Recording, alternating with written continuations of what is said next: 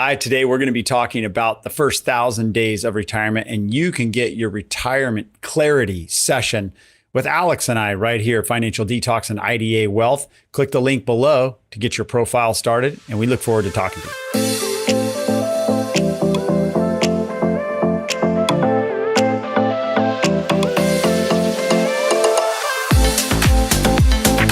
Hello, welcome to Financial Detox Podcast. I'm Jason Labrum, your host in studio with my man, Alex Klingensmith. Alex, here we go with another podcast, Financial Detox, helping people avoid toxic advice and manage their wealth for maximum impact. Are you ready to go today? I'm ready. I've got my squishy. You got your squishy / furry. This actually is a part of the show. Your friend? Believe it or not, I didn't plant this on purpose, but I'll come back to it in a minute after you do your. Okay, but is that your? I'm done. Is that your friend? What is that? So today's show is about the first 1,000 days of retirement, how to avoid regret, live with confidence. And so Yes. I had two different really cool conversations. One yesterday, towards the end of the day, and then one early this morning. And the one early this morning was with Lauren, who's one of our an intern we had this summer. Right? Great intern. Great Maybe intern. the best of the best of all interns. Definitely one of my favorite. And also she knows how to kind of just make an impact, right? We have the wall of weird posters or pictures of us that are... It's our royalty wall, Alex. But how would you explain that to somebody without looking at a picture of this? I don't know. It's a weird. royal, it's funny. It's like pictures of everybody, but dressed up in like, old school royalty or military. I don't know. It's funny. We'll We should get have a visuals picture to- of that. Why don't we take a picture so Okay. that then Insert picture for here. Anybody checking out this podcast, maybe that on YouTube or even on Spotify, if they're watching the video version of it, they can see what our royalty wall is. It's pretty funny. So a couple years ago, we had 4 interns one summer, and they actually made their own royalty, whatever, on a piece of paper with some AI, Photoshop, whatever, and they put it on the wall. Lauren did her own. And Lauren actually did 3. You should go look at it. And it's on paper. Where is so it? It's on the wall. She just taped it to the wall with all the rest of she ours. did not. Yeah. Oh, that's funny. That's one thing. The second thing That's cool. is during COVID, she said when she was, I think in high school still, she came up with this business where she sourced these from Japan. And these are like a trendy, like it's not Pokemon, it's called a squishy, I promise. Do you squish it? Yeah, it's like a stress thing, right? Oh. And she actually sourced them and she sold them for a small profit, and it became like this big thing when Instagram Reels were coming out. Why does this story matter for the show today? Yes. Because I was talking to her about what she's going to do when she goes back to UCLA next week for school to go into her 3rd year at UCLA, about her degree, about what she wants to do after that. She wants to go to law school. And so she's starting her career, right? She's about to start her career. She's kind of already starting it by learning what to do about wealth management by being here this summer. And we give her a lot of really great compliance projects specifically because of her law legal interests. Jump all the way back to yesterday, and I met with a client who just retired 2 weeks ago. This guy's been working since he was 12, he said. And his wife retired back in January, so earlier this year, and he just retired. And it's due to health reasons, actually. He would have kept working. He's almost 70. He loves what he does, but due to health reasons, he's got to retire. So I'm thinking to myself, wow, Lauren this morning is about to start her career for the next, I don't know how many years, 20, 30, 40 years. And this guy just finished his 58-year career in construction. Circle of life. Exactly, the circle of life. So that's the show today. We're gonna target the people more like the gentleman yesterday that I spoke with, not so much Lauren, but we're gonna talk about that, right, Jason? And Squishy will help you. Squishy's going to help for sure. Stress balls matter. The first 1,000 days of retirement. It is a transition. We've seen a lot of people really struggle with it too. People who have a hard time with, oh my gosh, all this extra time, what am I doing? And maybe losing their purpose. And I think you can avoid the struggles of that transition if you're better prepared. And so that's what we're talking about, right? So yeah, this is maybe the biggest emotional moment besides getting married, having kids, sending your kids to college. Those are probably all really big, but retiring, deciding to not do what you've done for decades or multiple decades. And how do you make that transition? And so much of what we do at Financial Detox and IDA Wealth is helping people live life to the fullest. I don't know where I saw it, Alex, somewhere in our show notes, but it was really good. It was about not over investing or expecting too much income. You'll know where you wrote this, or being unrealistic about returns, but also what did you say about maximizing your living? About underliving. Underliving. So overspending and underliving are two of the biggest kind of risks in retirement, right? What do you think we face more? Sorry, I didn't mean to interrupt you. What do you think we see more? People underliving or overspending? Ooh, I see a bunch of both. And through our advisors and their stories, we do sales training and coaching, right? I would, if I had to pick one or the other, overspending. Where we live in Southern California, keeping up with the Joneses, even in retirement, is a real thing. Yeah, but what about our clients? Our clients. Well, that's what I mean. In our clients, I think there's some people that don't necessarily know how to rein it in once they're on a budget, which is a bad word. Well, we got healthy debate coming because I think it's completely the opposite. I think it's 95% under living. Yeah, which can definitely come up in those people that have reached above let's say 10 million. Let's put a number out there. 10 million of net worth at that point. If you have more than 10 million, what are the chances you're going to be able to spend all that money in your lifetime? I mean, it's possible, but I would even say it depends because it depends on the human, right? Like I'm really good at spending money. You are pretty good at it. Yeah, I'm very good at spending money. Anyone needs help, just call Jason. Yeah, if you need help spending money, but maybe that's like something that, and not maybe, it's something that an attribute or a service that I bring to clients. And I think our firm tailors this to the individual client, but some people need help so that they stop under living, like as much as some other people need help from not overspending. But I believe that even generically across our whole book of business, I think people get used to living on a particular budget, or they get used to spending a certain amount of money, and they feel the safety of having this big pot of money in their investment account. And then they don't want to spend it, because they don't have the confidence that they can while maintaining it and not running out of money, right?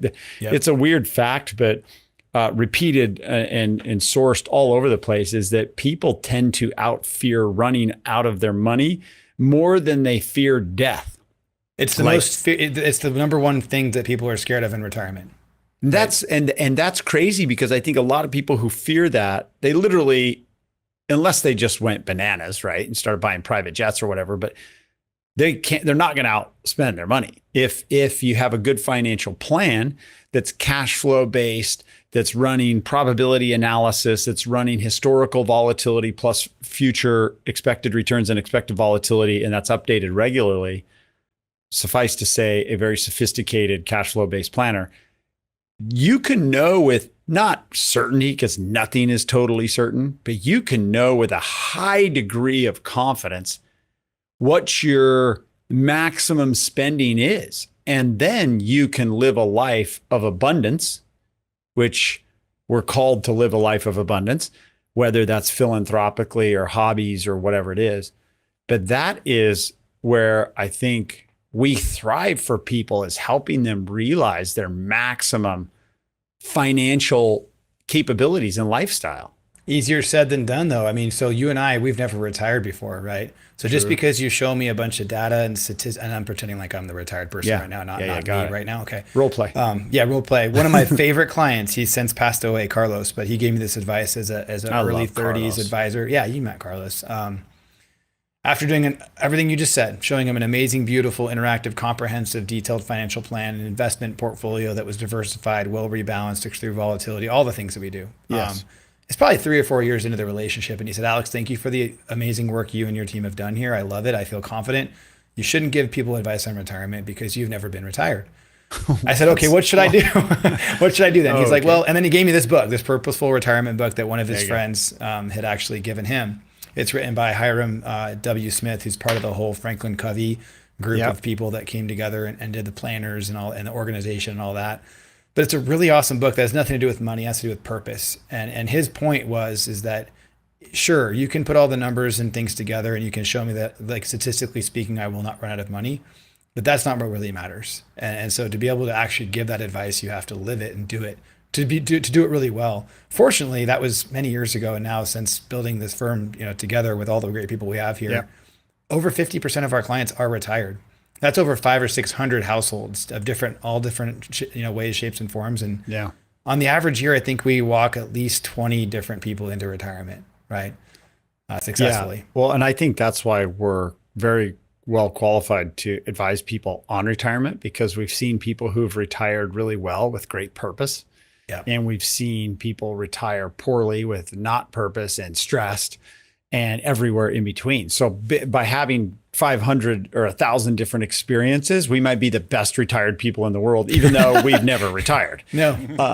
Right. I mean, you cannot replace the experience of having really deep interpersonal relationships with people in all phases of life, who also come from all different standards of living and all different phases of life. I mean, we've seen it and touched it almost everything really at this point. Ultra wealthy to, trying to figure out how to stop spending so much, all of the keys. So let's hit some of our main points here and rock and roll this, so we're not going long in the tooth. But I think that it's pretty important that we talk about that emotional shift, where you go from earning money and depositing money in your 401k, right? Which is a really fulfilling exercise to see your accounts grow, to know you're saving money, to know you still have earning power. And then suddenly one day you're going to decide, hey, I have enough money to live on, because your great financial advisor at IDA Wealth is going to show you, and I can do all these things I want. But now you're shifting from earning to now you're actually spending your money.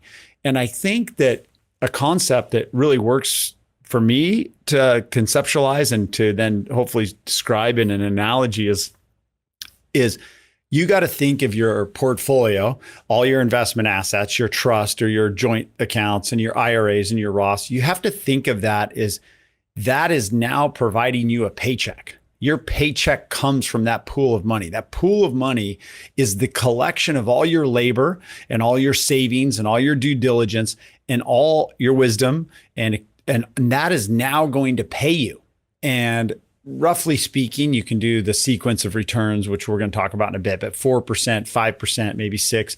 What is the rate of return you can take off of that portfolio? So for every $1 million I have saved, I should be able to pull, let's just go with a 5, which may be a little high, but let's just go with 5 for now because it's easy math. But at $1 million, I should be able to have $50,000 a year. If I have 5 million, I've got $250,000 a year. That's while not spending principal. Yeah. So your portfolio creates a paycheck. This works really well. And then I'll stop here on this rant, but this works really well conceptually for people who've owned real estate and they're collecting rental income and they're like, yeah, I love real estate, though it gives me rent. I'm like, well, that's exactly what your portfolio does also. So it should complement your real estate. You're getting rents from your real estate. From your portfolio, you're getting rents too. They're paying you. Your portfolio is paying you money because you own stocks. They pay you dividends. You own bonds. That pays you interest. And it grows and you trim profits. So same thing, right? I think more or less, regardless of what you're building in your life, you're building your net worth, right? So whether you're building a business, for example, a lot of business owners in this country, a lot of business owners in this part of the country, a lot of real estate investors, it doesn't matter whether you're building a business or a real estate portfolio or a public markets portfolio or a private markets portfolio. At some point, you're going to want to take a percentage of that portfolio every year, monthly normally, right? To live off of.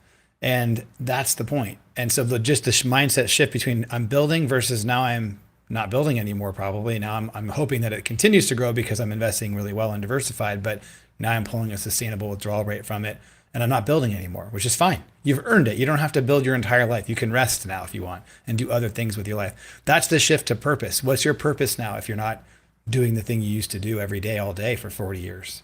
Well, let's include a link in our show notes, whether you're on Apple or you're on Spotify or even YouTube. Let's include a link to show a sample of the plan, because that's where that comes to fruition and comes visually alive, is when you see it stress tested and you can see I'm taking this income. So we'll send a quick little video over, Cap, and if you're interested in getting a financial plan to run this analysis for yourself, then let us know and we'll do it. All right, let's go to the risks. Three core risks. There's three, there's more, but let's talk about these 3 core risks. What do you got for one, Alex? Number one is a tricky one. It's the sequence of returns. And so thank goodness we have a way to plan for that, actually. Yes. The randomness of the markets and I think this one actually, if you go one layer deeper, the problem with sequence of returns, if you have two people with the same average return in their financial plans over many, many years of building, and now they retire, and then the markets go crazy for one person, because maybe it's just because of the way they're invested, they're overly concentrated in a certain position or certain stock or a certain asset class or a certain anything, versus the other person who's well diversified, right? That in itself could really be a tough way to start retirement, right? Especially psychologically. Well, if you start retirement, like when I started advising people in this business in March of 2000, literally, for example, and the market goes through what was the worst pummel beating ever to happen, for the next 18 or 20 months, and you start retirement, that's a bad sequence of returns. Where if you start 10 years ago and the markets are going up, up, and up and up for 10 years, looking really good, well, that's a positive sequence. Maybe 2022 was a tough year, especially if you had switched your whole portfolio to bonds or fixed income. I think we should talk about that too. But so sequence of returns is when you get the returns that you get and how that lines up with the timing of your retirement. So a down market in early retirement can be tough. That's why over time people say get more conservative as you get towards retirement. I think get smarter and get more sophisticated as you get towards retirement, because it's a historical fact that bonds have returned around 4 to 5% while stocks have returned around 10. Why would I accept a 4 to 5% return when I could go get a 10% return? Partially, it's because of sequence of returns and risk of, if I'm taking 5%, my portfolio goes down by 40%, and I keep taking 5. Now I'm actually not taking 5, I'm taking like 9% return. And can the portfolio recover? So controlling the downside becomes really critical in a sequence of returns. What do you got for number 2? What's this? Number 2 is this one you touched on earlier, overspending or underliving, which is a phrase I just came up with ChatGPT's help. By the way, you say it in different ways. But I love it though. Underliving is a huge problem, I think, for people. And you and I are kind of on both sides of this. Like we have a lot of examples of people that overspend in retirement or approaching retirement, especially, and then in retirement soon after. And then there's people that aren't they're not doing what they're supposed to do. It's like, you saved money for all these years. You worked really hard. Like, now go enjoy the things you want to do with your freedom of time. Yeah. And don't stress out about the daily market movements, because the market's supposed to move every day. It's supposed to go up and it's supposed to go down and it's supposed to be volatile. If the markets aren't volatile, then we are in real trouble, because if the markets aren't volatile, there'll be no reward for being invested, because there'll be no pain associated with it. If you think of risks, everybody will default to my overspending. Like, everyone can understand if I spend too much money, that's bad. I've been told that my whole life. I get into debt, credit cards, whatever. But underliving is a risk. That's actually a much bigger risk, right? To not live the life that you have with the time you have on this earth. I think it's so important that people live a full, happy life. I've seen clients with lots of money who are grumpy, who are frustrated, who won't spend it, who won't have fun, who don't spend the time with their family, and yet they have more money than they'll ever live. And that's a shame. That's sad, right? You give it away, whatever. And they want to be... one example, I can think of a client who wants to pay their mortgage off so bad, and they had a 2% interest rate for 30-year fixed, but they're paying $50,000 a month to pay off their mortgage. I'm like, don't do that. Here's the numbers. This is an extra $2 million if you just take that money and invest it, even conservatively. I don't care. I just want to pay it off. I'm like, look, somebody could use the $2 million. Even if you give it away, just be smart, be prudent with the money. That's part of living your fullest, right? Is being philanthropic, or how you impact the world around you. I think that's a really good one. Don't overspend and underliving. You could be on either side of that. Make sure you're not on either side. Get in the middle. Yeah. Tax traps. Let's talk about that. Tax traps are out there for sure. Because I've got, who likes taxes? Raise your hand, right? No. Yeah, no. And they're complicated. They keep changing the rules. And there's all kinds of things in retirement that are new. Social Security is new. RMD, required minimum distribution, is new. Medicare is new, and all of them interact with one another in a way that you're all just supposed to expect to understand. And all they really do is take more money away from you in taxes if you don't do it right.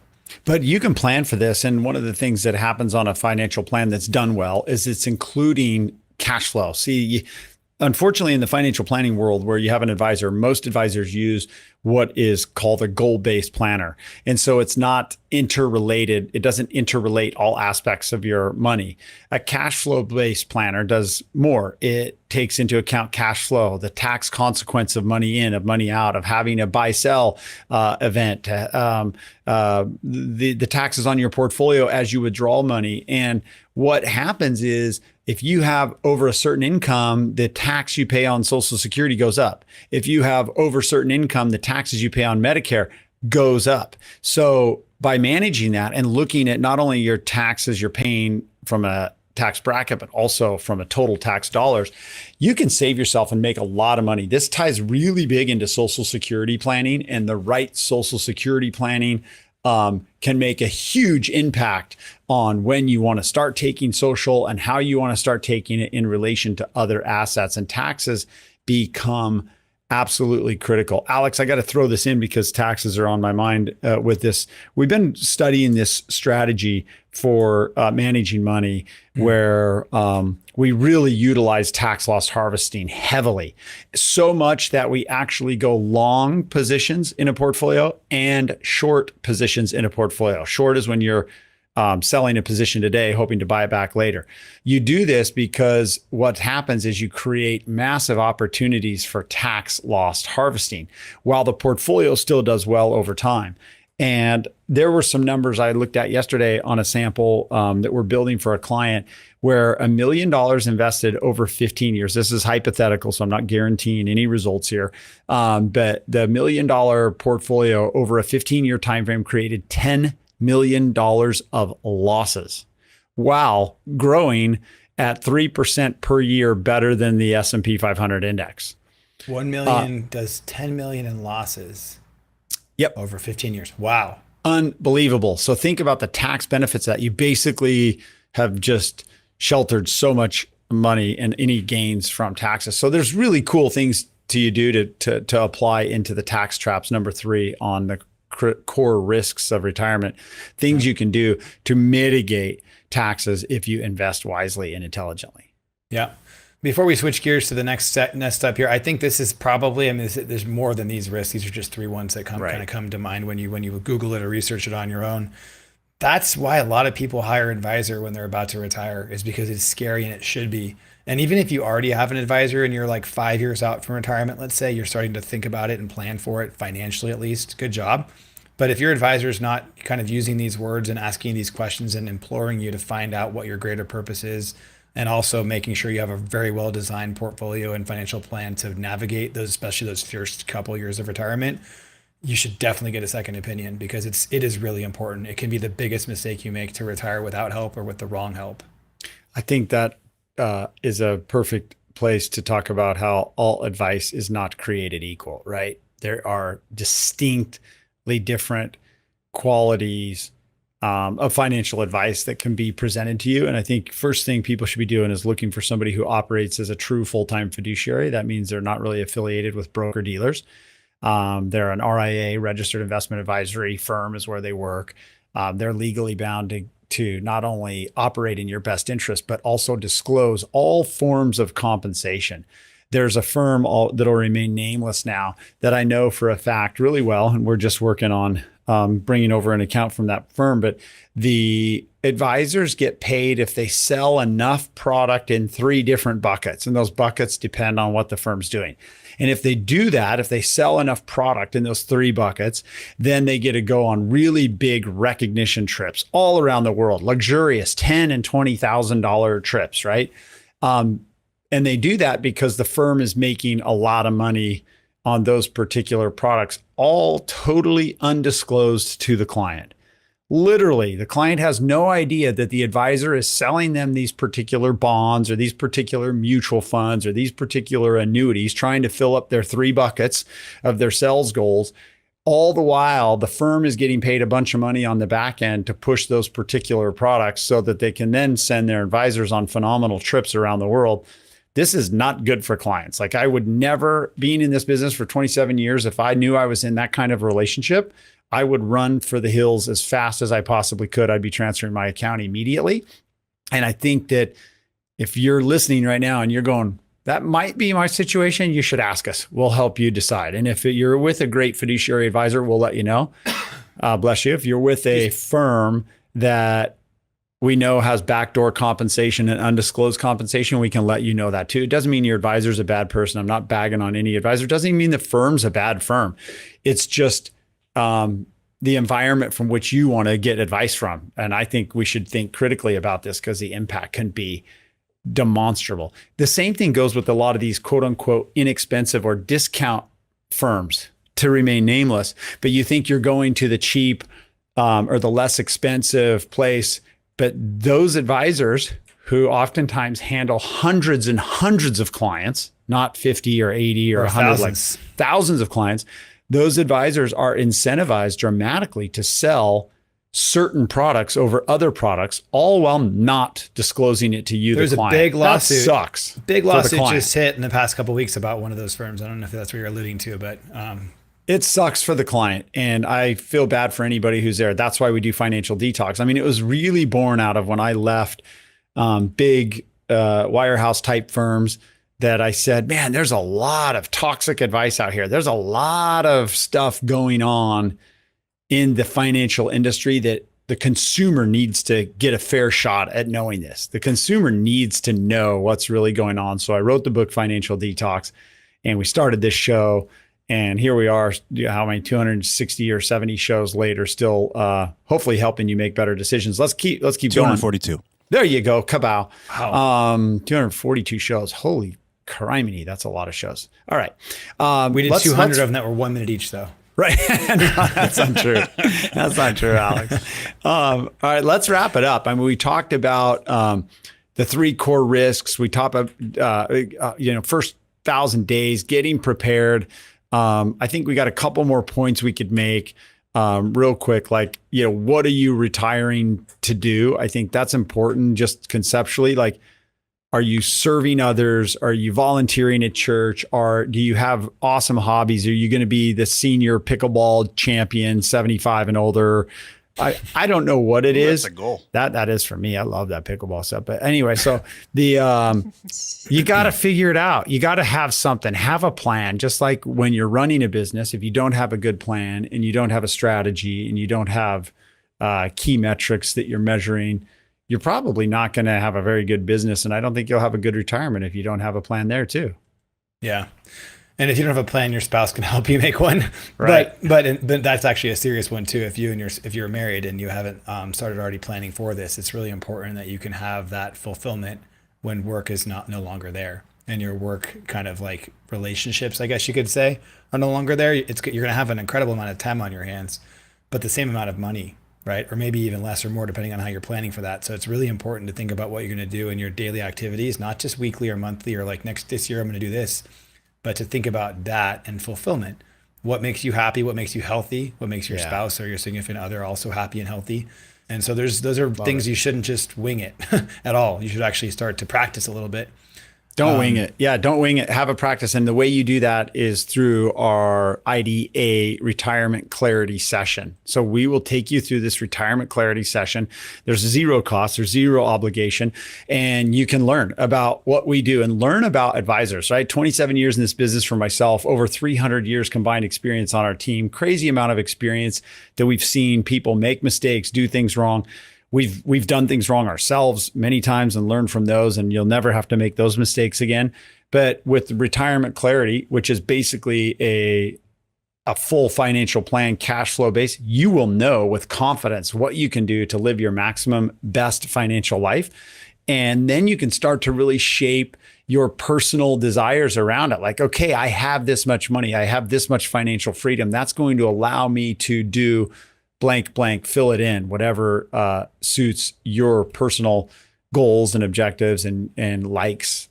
But that's where we're at. Let's put that out there, Alex, that if you reach out to us, we're gonna help you. We'll get you pointed in the right direction. If you like what we do and you like how we construct portfolios and the relationship, then we can always work together later, but at least let us get you pointed in the right direction.